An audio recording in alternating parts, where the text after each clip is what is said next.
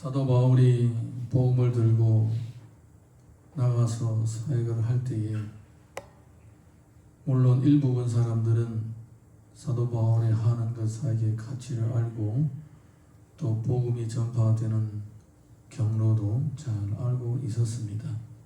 그런데 대부분 사람들은 그렇게 깨달음이 없어서 사도 바울의 모습을 보면서 오히려 낙심할 때도 있었습니다. 고생하다 못해 나중에 감옥에 갇히기까지 합니다. 감옥에 갇히기까지도 합니다. 그러니까 예수 믿다가 우리도 감옥에 갇히겠다 이런 생각이 들지 않겠어요? 예수 믿다가 뭐 쫄딱 망했다 이런 생각이 들지 않겠어요? 그런 생각이 드는 거예요. 그런 생각이 드는 거예요. 그러니까 사도 바울이 이렇게 믿음에 약하고 진짜 가치는 보지 못하고 겉으로 나타나는 형상에만 초점을 맞추고 있는 이 어린 영혼들을 향한 그 애절한 마음이 이 고린도 후서에서 나타나게 됩니다.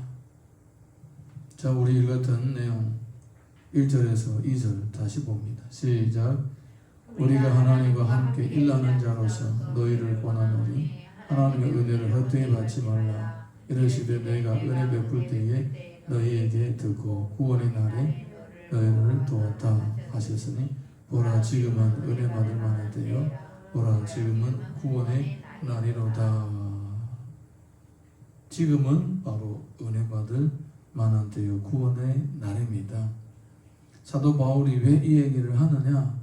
사도 바울이 복음을 전파하는 그 무렵에 복음을 위하여 목숨을 걸고 헌신하는 사람들이 굉장히 많았습니다. 예수님께서 직접 십자가를 지시고 부활하시고 승천하시고 하나님 우편에 앉아 계신 다음에 성령님이 강림하셔서 많은 사도들이 또 예수님처럼 달려가게 되었습니다. 그리고 그들은 자기 앞에 주어진 이 자기의 몫에 되어진 이 십자가를 기쁜 마음으로 즐거운 마음으로 감당했습니다. 사도행전의 기록을 보게 되면 복음을 전하다가 얻어맞은 거, 고난당한 것을 기쁘게 여겼다고 했습니다. 드디어 이제 우리가 주님의 십자가의 고난에 동참하는구나. 이거는 완전히 차원이 다른 신앙입니다. 할렐루야. 우리가 예수님을 믿으면 모든 것이 잘 돼야 되는데 예수님을 믿어도 뭐가 잘 되는 것이 없네. 난 믿으나 마나 하네. 뭐 이런 생각을 가질 수가 있는 것입니다. 그거하고 이거하고는 완전히 다른 차원의 믿음이에요. 다른 차원의 믿음이에요.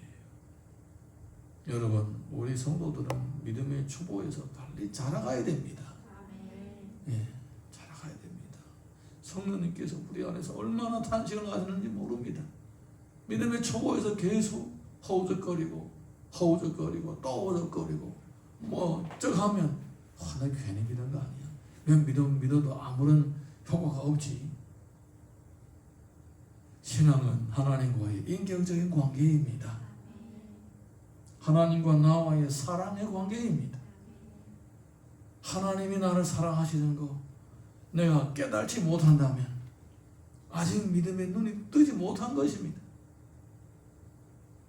어린아이가 어릴 때부터 부모에게 달라고만 한다 하고 부모에게 뭘 줄 모른다면 부모의 마음이 얼마나 힘들겠습니까? 물론 그것 때문에 속상하고 아이를 미워하는 일이 없겠지만 우리가 애를 키워보면 미안하지만 애를 못 키워본 우리 젊은 분들 미안하지. 애를 키워보게 되면 그 어린 아이한테 야 이거 먹어라 저거 먹어라 주면 나중에 그 아이가 자기도 배워가지고 부모한테 먹으라고 줘요. 네. 그리고는 인형을 가지고 인형한테 먹인다고 그래요. 자기도 보면서 따라하는 거예요. 그게 사람의 본성입니다.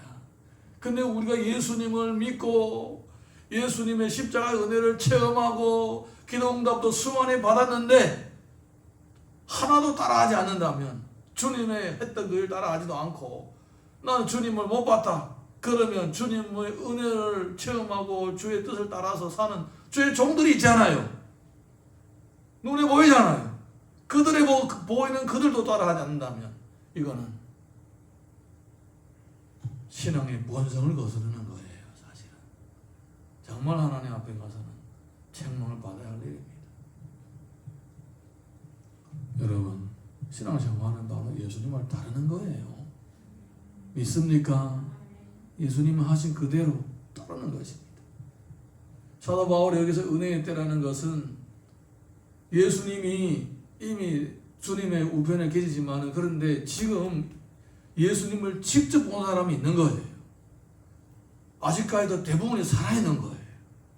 그리고 이 사람들이 뜨거운 열정으로 나가서 우리가 직접 봤고 만져봤고 체험해 봤으니까 제발 좀 믿어라. 우리가 지금 뭐 가짜를 얘기하는 것이 아니고 사기치는 것이 아니고 진실이다라고 그렇게 간곡하게 얘기를 하는 거예요. 그래서 사도 바울은 은혜의 때라 특별히 강조를 하는 것입니다. 네, 물론 그때도 은혜의 때지만 지금도 마찬가지입니다. 지금도 우리 주변에 보게 되면 복음을 위하여 십자가를 지고 가는 분들이 너무나도 많습니다. 제가 존경하는 목회자들분 중에서 그런 분들이 계십니다. 본인이 직접 개척교회를 해가지고 교회를 키워놨습니다. 뭐 몇만 명 될 정도로 키워놨는데 나이가 딱 되니까 깨끗하게 은퇴를 합니다. 깨끗하게 은퇴를 합니다. 계속 해라고 해도 안 하는 것입니다. 많은 분들은 내가 평생 목회를 해가지고 피땀 흘려가지고 교회를 세워놨는데 떠나가기 싫어가지고 그냥 찝쩍거리고 뭐 하다 보니 설교라도 한 번 더 하고 싶어가지고 계속 주변에서 빙빙 돌고 맴돌고 있는데 이러면 어떤 분들은 그냥 깔끔하게 떠나고 어떤 분들은 또 아까워가지고 그냥 어떻게 하든지 그냥 뭐 아들에게 물려주려고 뭐 온갖 노력을 다 하는데 하다못해 아들 없으면 사위에게도 물려주려고 온갖 노력을 다 하고 있는데 깨끗하게 딱 떠나는 것입니다. 얼마나 멋집니까? 얼마나 멋집니까? 저는 그런 분들 보면서 그런 분들 속에서 예수님을 보게 됩니다. 지금도 그런 분들이 있다라는 거예요. 욕심도 없이 빚도 없이 오직 복음만 위해서 사심도 없이 오직 주를 위하여 살아가는 거예요. 뭐 우리가 중국에 있을 때도 마찬가지입니다. 선교사님들이 뭐 많아요. 한 바퀴 쭉 돌아보게 되면 선교사님들이 그냥 뭐 너무너무나 많이 있는 거예요. 거기다 그렇다 보니까 뭐 온갖 오합지졸이 다 있는 거예요. 오합지졸이. 되게 희한한 인물들이 다 있는 거예요. 차마 욕을 못하겠지만. 그런데 그 가운데서도 보석과 같이 빛나시는 분들이 계세요. 생명을 바치고 목숨을 걸고 살아가는 사람이 있었습니다. 저는 그런 분들을 보면서 감동받아왔고 그런 분들 보면서 지금까지 배워왔습니다. 그러니까 지금도 역시 마찬가지고 성령께서 지금도 은혜의 때, 구원의 때라고 말씀하고 계십니다.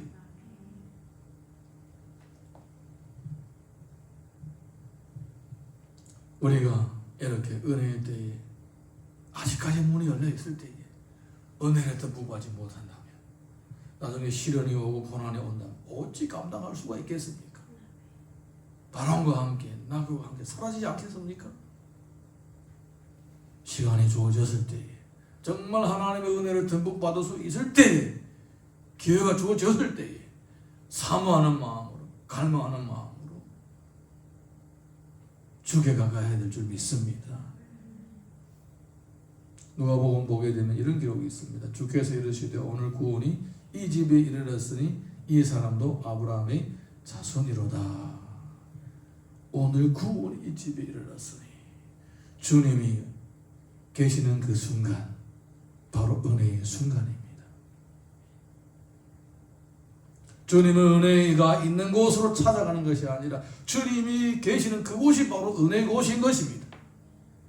할렐루야.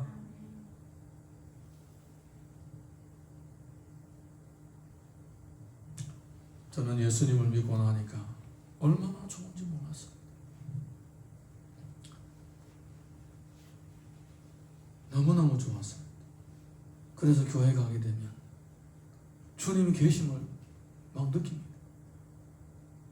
그래서 부흥회하고 끝날 때 뭐 부모하는 중에도 그렇고 이제 잘 때는 꼭 강대상 가서 자고 싶었습니다. 거기에 주님이 더 가까운 것처럼 느껴지고 권사님들이 못 가게 하면 뭐 기도 다 하고 다 간 다음에 밤중에 아무도 없을 때 가가지고 거기 가서 누워 자고 꼭 사무엘 생각났습니다. 성전 앞에서 자던 사무엘, 성전 안에서 자던 사무엘 생각하면서 얼마나 좋은지 몰랐습니다. 예배 드리고 싶어서 뭐 몇 킬로씩 걷는 거는 뭐 다반사고 얻을 때는 뭐 몇십 킬로 가가지고 예배 드리기도 하고 뭐 학습반을 한다, 강좌를 한다 그러면 뭐 버스 타고 기차 타고 걸어가고 소차 타고 뭐 탈 수 있는 뭐 방편을 다 이용해가지고 가는 길에 그냥 다 이용해가지고 가고 그랬던 기억이 납니다.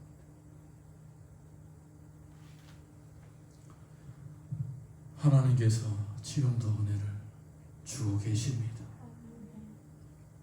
사모하는 것만큼 은혜를 받게 되는 거예요. 여러분은 굶주리지 않죠? 저는 굶주렸어요. 너무너무나 굶주려가지고 뭐든 그냥 부스러기 은혜도 좋아서 그냥 많은 기뻐했어요. 근데 여러분 보면 별로 은혜를 사모하지도 않은 것 같아요. 기도해도 그냥 대충 하고 뭐 큐티를 해라 해도 큐티도 제대로 안 하고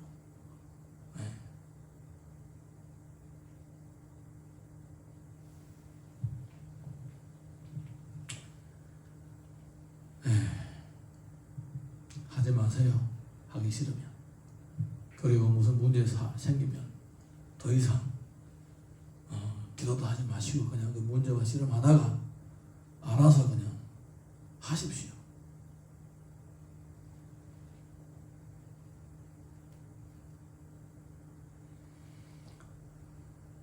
은혜는 사모하는 것만큼 주어지는 거예요. 히브리서 13장 8절 보게 되면 이런 내용이 있습니다. 예수 그리스도는 어제나 오늘이나 영원토록 동일하시니라. 여러분, 오늘을 붙잡은 사람이 과거의 아쉬움도 다 해결할 수가 있고 미래의 불확실성도 다 해결할 수가 있는 것입니다. 내가 지금 예배의 자리에 있다면 세상은 여기보다 더 귀한 자리, 더 아름다운 자리, 나에게 더 필요한 자리는 없는 거예요. 여러분, 예배의 자리보다 하나님을 더 가까이 할 수 있는 자리가 있습니까? 기도의 자리보다 하나님을 더 가까이 할 수 있는 자리가 있습니까? 이 자리에 만약 우리가 은혜를 놓친다면 소망이 없습니다. 경험해 보신 분들은 알지만 기도 시간을 놓치고 내가 요 기도 시간을 못하고 다른 데 가서 기도하겠다. 되든가요? 안 되는 거예요. 조용한 시간에 큐티를 하고 싶은데 뭐 다른 거 하고 싶고 다른 거 했다 나중에 하지 되든가요? 때를 놓치면 못하는 거예요. 하나님께서 역사하시는 그 순간이 바로 가장 은혜로운 순간인 것입니다. 지금을 붙잡아야 됩니다. 지금 내가 뭘 해야 되는지.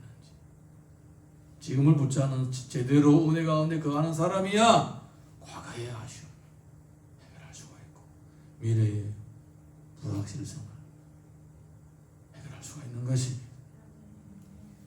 그래서 이 지금이 은혜의 때요 지금의 구원인 날이라는 것은 오늘도 이 말씀은 유효한 것입니다.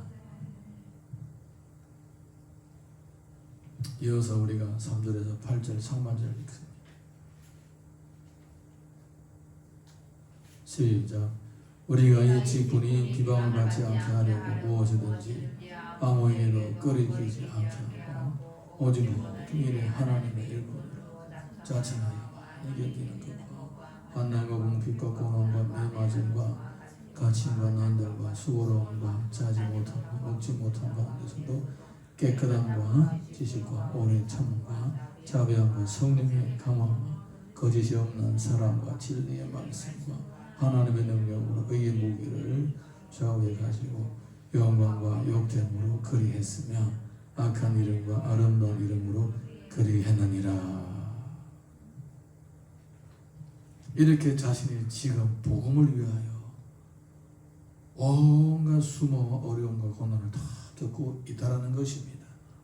여러분, 복음이 전해지는 것이 그렇게 쉽게 전해지는 것이 아닙니다. 복음이 전해지는 것은 십자가의 고통이 따르는 것입니다. 사도 바울이 지금 그 얘기를 하고 있습니다. 자신은 지금 예수님의 마음으로 예수님처럼 예수님이 복음을 전하실 때처럼 그렇게 지금 하고 있다라는 거예요. 그렇게 하고 있다라는 것입니다. 이것이 바로 주의 일꾼의 영광입니다. 주의 일꾼의 영광, 주님의 십자가에 동참하는, 주의 고난에 동참하는 일꾼의 영광입니다. 갈라디아서를 보게 되면 나의 자녀들아 너희 속에 그리스도의 형상을 이루기까지 다시 너희를 위하여 해산하는 수고를 하노니 내가 이제라도 너희와 함께 있어 내 언성을 높이려 함은 너희에 대하여 의혹이 있음이라. 해산의 수고 때문에, 해산의 수고로 복음을 전파했다는 것입니다. 해산의 수고. 어떤 목사님이 이렇게 설명을 하시더라고요. 해산의 수고. 처음에는 한 2시간 한 번씩 아프다고 그리다고 아프다고 하더라고. 이 목사님도 다른 데서 들은 거예요. 본인 직접 경험할 수는 없고. 그 다음에는 이제 좀 지나면 진통의 그 틈이 점점 짧아지고 더 심해진다고 합니다. 나중에는 이제 몇 분에 한 번씩 진통을 느끼고 통증이 너무너무나도 심하다고 합니다. 세상에 제일 고통스러운 고통이 바로 해산의 고통이라고 하더라고요. 지금 사도 바울은 해산의 수고로 복음을 전파했다고 얘기를 하고 또 해산의 수고로 갈라디아 성도들을 권면하고 양육했다라고 하는 것입니다.